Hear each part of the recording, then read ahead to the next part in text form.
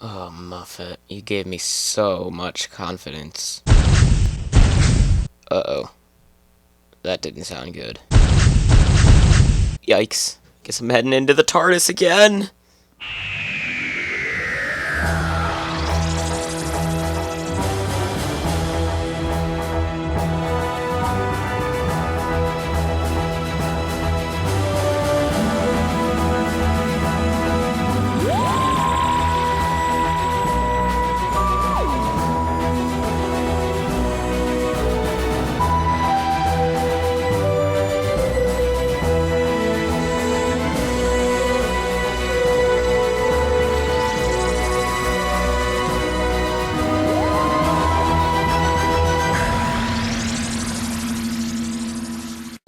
Hello, my name is Dr. Spartan, as you know, and this finale gave me a lot of mixed feelings. I mean,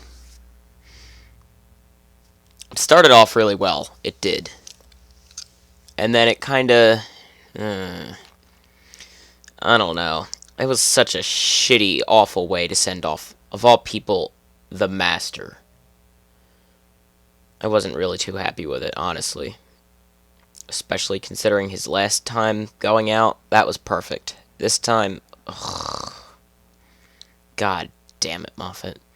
At least, at least she kept true to the Master's previous plans, where they're ridiculously overdone and whatever for such a simple objective. But, you know. So, in this episode, we start off with Clara and Danny talking on the telephone when suddenly it seems that Danny has been killed. As with many of the other important characters in the season, or so we thought, they get sent to heaven. As does he. I said that completely wrong, but never mind that. He gets sent to heaven and sits there and he talks with a few people and he meets a kid that he killed during his service. And he feels so awful and tries to apologize to the kid, and of course the kid is still scared of him and runs away. So he has the option to delete his emotions. Oh, right, it's worth mentioning that the Doctor and Clara go after him and find that this stuff called dark water can only see organic material, so anything on the outside, clothes, or in this case a Cyberman shell, wouldn't be seen. And of course there's the innuendo where, oh, well, we should start putting them in swimming pools, and yeah, it was pretty funny. But also, I knew it was the Master as soon as she put the Doctor's hand on her chest, and he kept it there after that. I knew that it wasn't like, oh my god, I just copped a feel. No, that's not the Doctor, especially not the 12th Doctor. No, I knew that it was because of the heartbeat, and I was like, alright, Missy, Mistress, Master. Which she later pretty much said the same thing, only she drew it out a bit. Also, Unit, who the hell do you think you are, trying to contain not just one, but two Time Lords, then forcing world presidency onto the Doctor? What? How crazy are you? I shouldn't be asking that.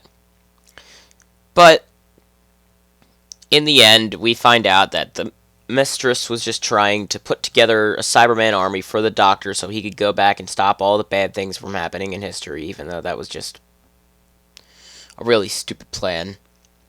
And we also find out that Danny does become converted into a Cyberman. However, he's resistant to the emotional deletion because he's some special mind, I guess.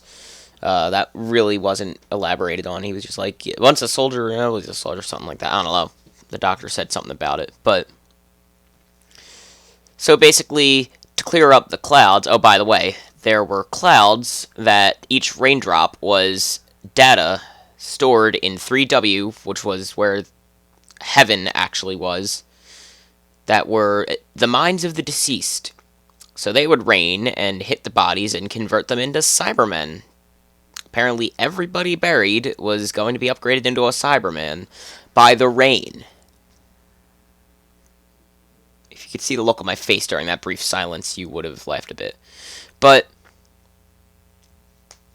in the end, Danny takes control of the Cybermen, and they burn themselves in the atmosphere to get rid of the clouds.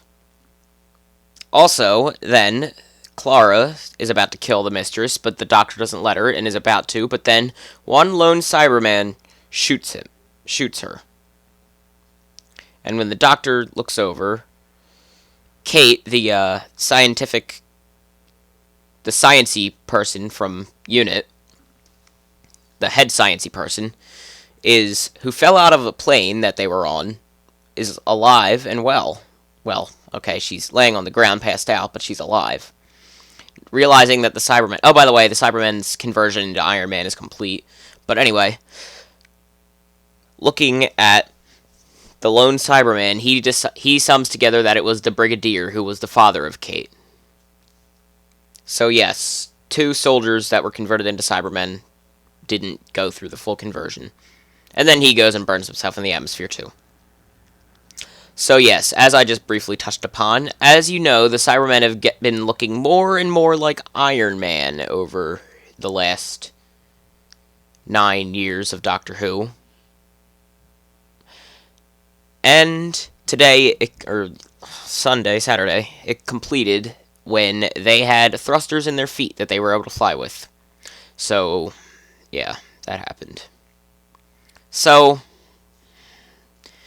as you may or may not be able to tell, I was actually slightly disappointed with these 2 episodes. The first one was good, but the finale was kind of average. So, combined, I'd give them maybe a 7 out of 10. Separated, I would give Darkwater, not 7 out of 10, 7 out of 12, pardon me. I would give Darkwater a 9 out of 12. And I'd give... I'm sorry, but I'd only give the finale, Death in Heaven, a 6 out of 12.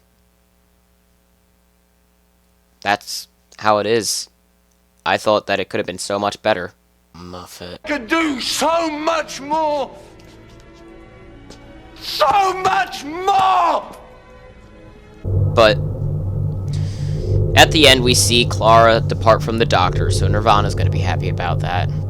And then the credits start, but they're interrupted almost immediately by Santa Claus? What?